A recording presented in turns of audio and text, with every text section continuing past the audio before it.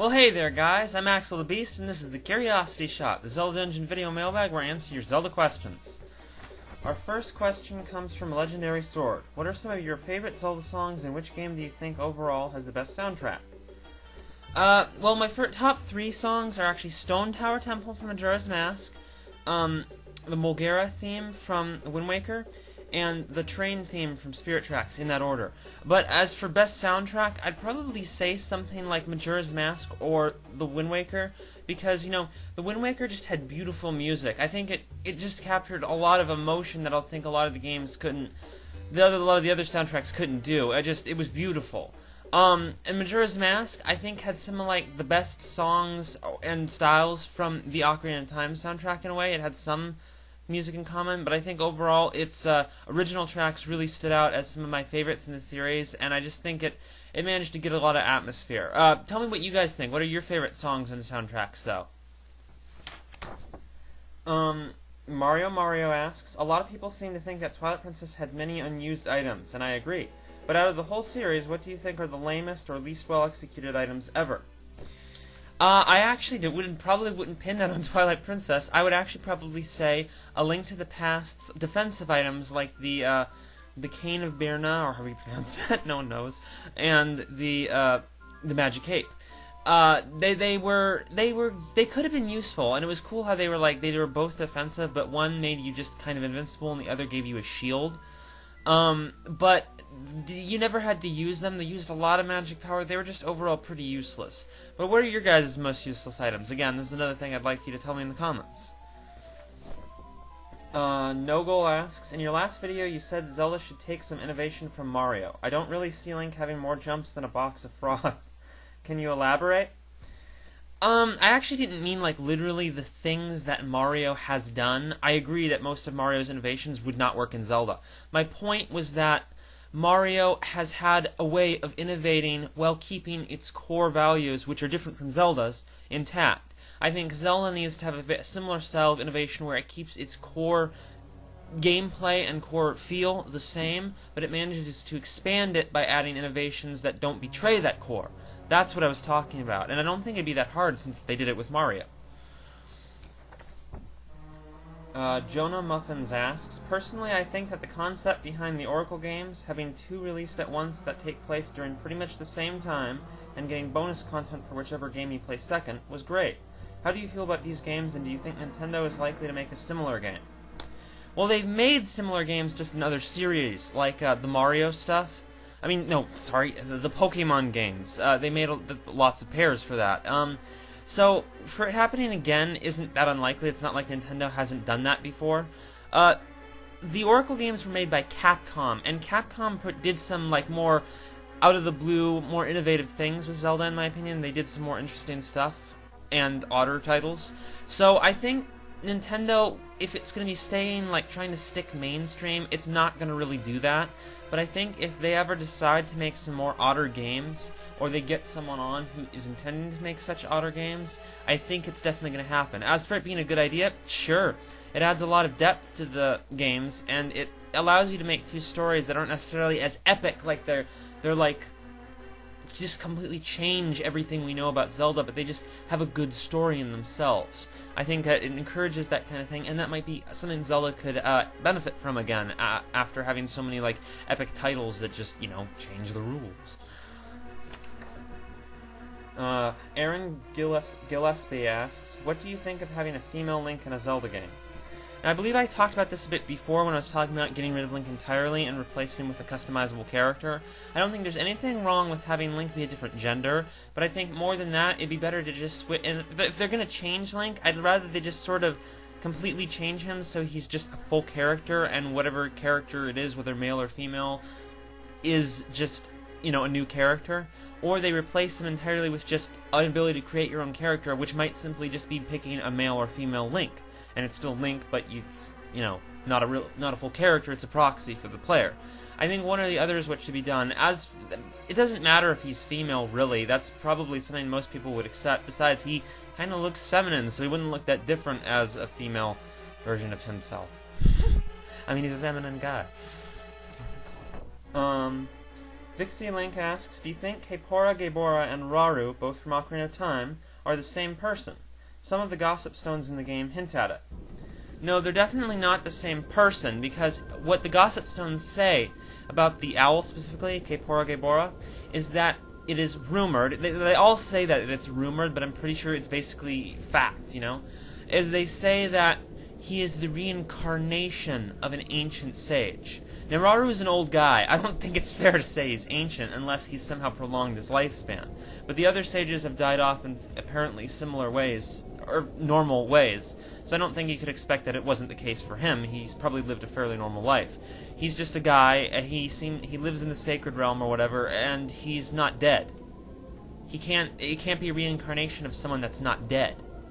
So realistically, that was probably just something added to explain why there was this owl who's mysterious and knew a bunch of things and was trying to help you. Which is kind of a weird thing that does sort of need explanation, so that's not exactly a bad move on Nintendo's part. That's all I can say. They're definitely not the same person, though it is an interesting theory.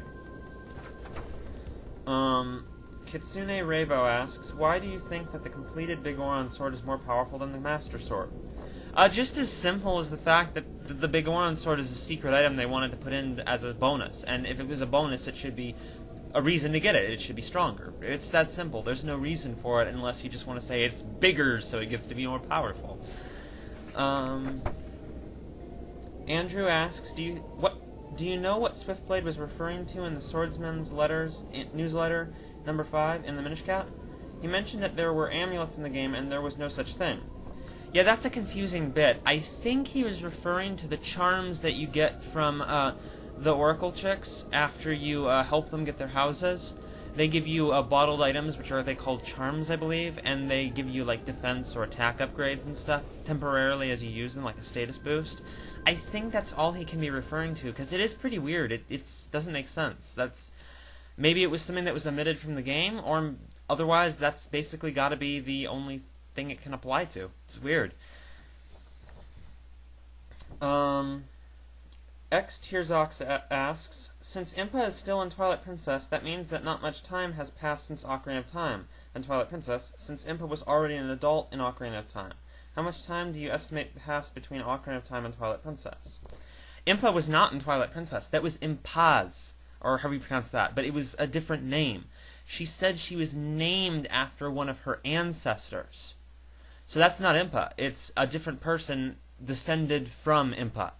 And it could be quite a long line of descending from them. Descending from Impa. I believe there was an intention that Twilight Princess was actually quite a long time after Ocarina of Time, like borderlining on like as far as Wind Waker is from it on the other timeline. So that's pretty much the same there. Sorry. Metal Yoshi asks, I have a question about the Dark Tribe. You said before that the tribe was referenced throughout the series, but I've only ever seen it in Twilight Princess in the cutscenes with the just revived Lanayru spirit. Can you explain where else the tribe was mentioned? Did they go by another name? What other history do we have on them besides what Twilight Princess tells us? Well, in Twilight Princess, it doesn't even call them the Dark Tribe. It calls them the Dark Interlopers. Now, it's only because of connections with other games that I've assessed that they are the Dark Tribe, because, you know, that was just a theory before, but I think it's kind of become more solid by this point. Basically, the first mentioning of the Dark Tribe pretty much was a link to the past. When Aghanim appeared, he was referenced to have come from some dark tribe. They don't explain what this tribe was, just a dark tribe, and he was a member of them. In Majora's Mask, it was a dark tribe who possessed the mask and was using it for hexing rituals. And it doesn't say they created it at all. In fact, I don't believe there's any reason to suspect they did. They just used it, and they decided it was too dangerous, so they got rid of it. Note that Majora's Mask has the same eyes as the fused shadow. Now, the really nice connection is in Four Swords Adventures, where it references that the Dark Tribe uses the term Dark Tribe, and it talks about they invaded Hyrule and were sealed inside a mirror, which is basically the exact description of what was happening in Twilight Princess, except now instead of calling them the Dark Interlopers, it's calling them the Dark Tribe, which, in my opinion, basically proves that they're the same thing. that's about all we've got, and that's what I've been talking about. I'll probably do an article about this sometime soon, but I wanted to fill you in a little bit so you're not left thinking I'm crazy. Jacob Dragonslayer asks, I personally think that the Dark Tribe would be an amazing antagonist, but how do you think that they would be able to fit them in as the final boss since they are multiple people and/or creatures? Well, obviously they'd have to have some kind of leader or have some kind of thing that you fight as the final boss, whereas they could still function as a group as the enemies throughout the game. You just fight one foe at the end. But one thing is in Four Swords Adventures, the one that kind of connects all the Dark Tribe theories together. It mentions something about a King of Darkness who possessed the trident of power that Ganon later steals in the middle of the game, implying that Ganon isn't this King of Darkness. He just takes it, the trident, and it belonged to the King of Darkness. Now this could easily be connected to the Dark Tribe. In other words, they probably have this King of Darkness ruler. And that's basically what I think. I think that ultimately the villain of Skyward Sword will probably be this King of Darkness, and that the Dark Tribe are just his minions. And the Dark Tribe might not be much more than just the monsters you fight throughout the game, I don't know. Alright, last question. Zelda Master asks, do you think that Skyward Sword will be more casual than other Zelda games? It seems to me that Nintendo wants to expand their audience and are thus trying to attract casual gamers. A lot of their franchises have been doing this lately. Do you think that Zelda is one of the franchises which Nintendo is trying to make casual? Not particularly, because yes, they've been doing that, but they've been doing that since the Wii started and the DS started. And more recently, they've actually been making more hardcore games, like the Kirby game that's coming out, Metroid Other M, Donkey Kong Reborn or whatever. So they're doing stuff like that. So I think there's reason to suspect they may do this with Skyward Sword. They're trying to cater to a hardcore audience, in my opinion. However, they have been going in that direction. I kind of hope they turn around and make it so it works for both. I'm not really sure. Aonuma has talked about Skyward Sword being a little harder because of the Motion Plus and stuff, but it's a little hard to say. We'll have to see. Alright guys, that's it for this time. Be sure to send your questions to the email address in the description. And by the way, we recently heard news about Link's Awakening is going to be on the 3DS's Virtual Console, which is a virtual console for handheld games. And it's going to have like a 3D function. So maybe you guys could send me a few questions about that. Of course, sending me questions about other stuff too. Later guys.